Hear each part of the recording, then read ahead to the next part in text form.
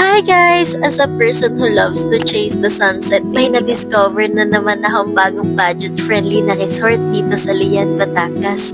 Oo, tama ka, dito yan sa Apo Beach Resort. Kaya tara na, samahan niyo ko.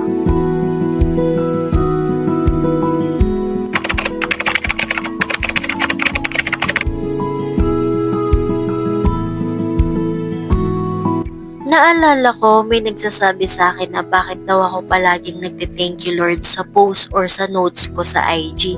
Alam niyo ba kung bakit? Isa to sa mga dahilan. Every time na nagta-travel ako, nakikita ko kung gaano kaganda yung mundo. Mapapa-thank you Lord ka na lang talaga. Siya nga pala, ganito yung makikita niyong view kung babalakin yung pumunta din dito. Super calm and super relaxing lang ng view. Tara, ipapakita ko sa inyo ang budget-friendly na resort na to. Unang room sa taas, may dining area ka na. At ang kinagandahan dito, may room ang katabi ng dining area. At kasyang-kasya dito ang 4 packs at pwede ka pa maglatag.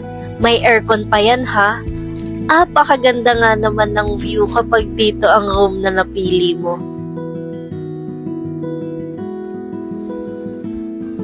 At pagbaba nyo naman is meron tayong room 2 which is kasya naman ang 7 packs. Katapat nga pala ng room 2 is merong kaharap na CR. At another CR naman nakatabi ng room 3 na merong electric fan and kasya ang 2 packs. Okay, room 4 naman tayo. Dito naman kasya ang 2 packs. Meron nga din pala itong katabi na CR.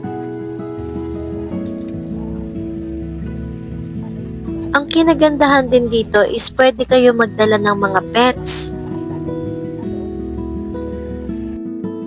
Grabe, ang kalmado lang ng araw na to. Paano? Ganyan ba naman kaganda yung view? Nakaka-relax talaga.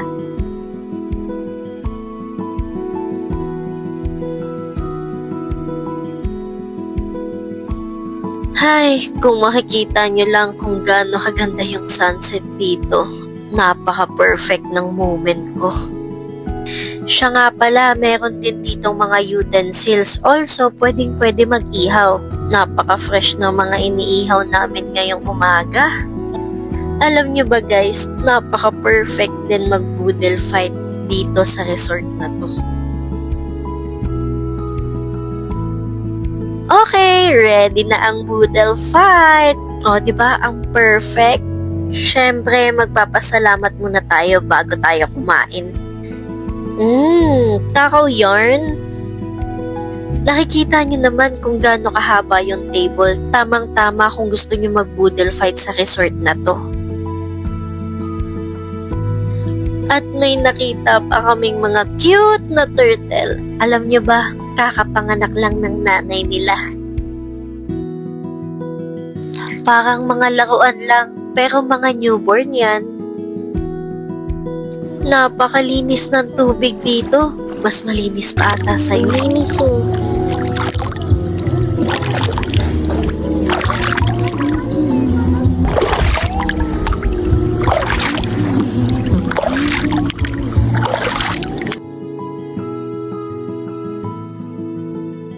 Ito nga pala yung owner ng Apo Beach Resort. Napaka-humble.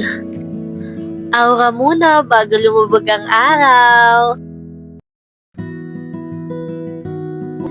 O, diba? Kala mo may ikakasal lang eh. At ito nga yung pinaka-favorite ko dito. May bonfire pa.